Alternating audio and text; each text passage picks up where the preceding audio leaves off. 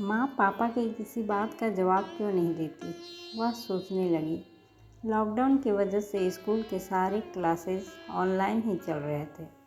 घर के बाकी कामकाजी लोग भी ज़्यादातर वक्त घर पर ही बिता रहे थे, पर कोई भी किचन में माँ की मदद नहीं कर रहा था। सारा दिन उसकी माँ किचन में काम करती।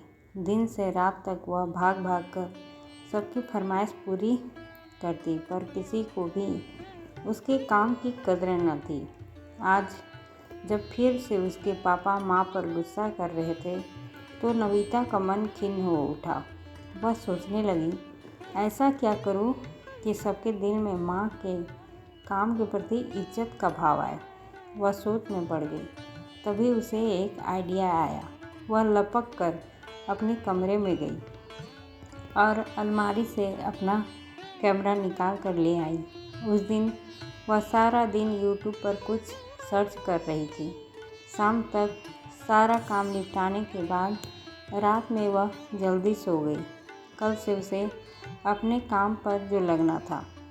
अगली सुबह वह माँ के जागने के साथ ही जग गई। किचन में माँ जो भी पका रही थी, उसने कैमरे में उसकी रिकॉर्डिंग करना शुरू कर दिया। माँ ने पूछा तो उसने जवाब दिया, स्कूल के कुकरी कंपटीशन के लिए रिकॉर्ड कर रही हूँ ताकि उस वक्त मुझे और मेरी सहेलियों को इससे मदद मिल जाए। आप बस सारी सामग्री और तरीके को भी साथ में बताती जाओ। माँ ने ऐसा ही करना शुरू किया। अब यह रोज़ का काम होने लगा। वह किचन में माँ के साथ रहती, सारे डिशेज रिकॉर्ड करती और बाद में अपनी पढ़ाई पूरी करने के बाद फ़ोन में कुछ करती रहती। इस तरह दिन बीतने लगे। नविता के साथ समय बिताने से माँ अब थोड़ी खुश से रहने लगी थी। एक माह बीतने को था।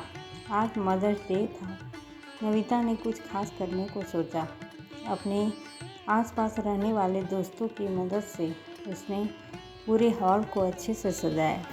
उसके बाद कमरे की लाइट बंद कर दी। आज सुबह से ही नविता माँ को कहीं नज़र नहीं आई। उन्हें फिक्र होने लगी। उन्होंने जल्दी जल्दी से काम निपटा कर उसे ढूंढना शुरू किया। नीचे के सारे कमरे में जब वह नहीं दिखी तो माँ के कदम ऊपर हॉल की तरफ बढ़ चले। दरवाज़ा खुला था। अंदर गुप्त अंधेरा था।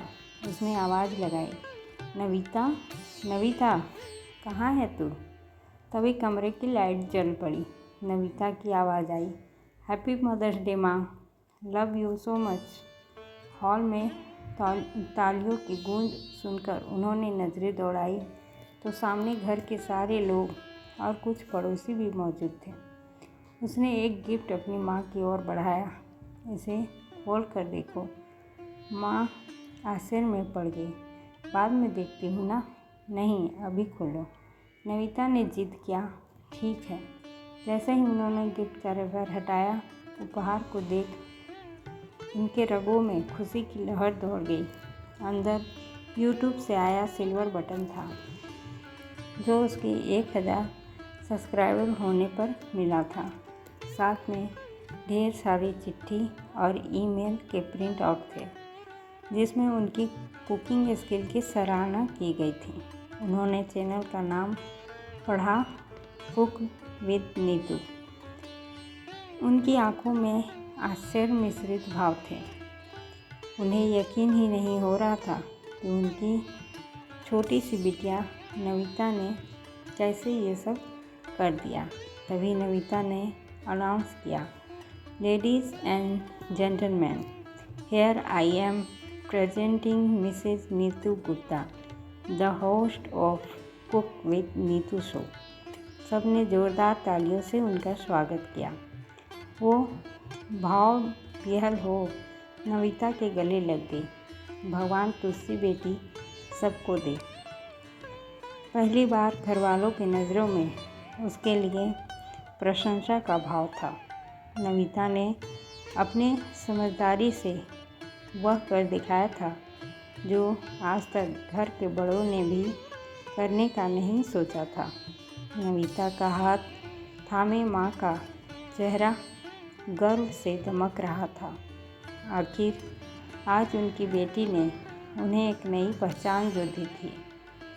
दोस्तों, आपको ये कहानी कैसी लगी? अगर अच्छी लगी हो तो लाइक, शेयर और सब्सक्राइब करें। धन्यवाद।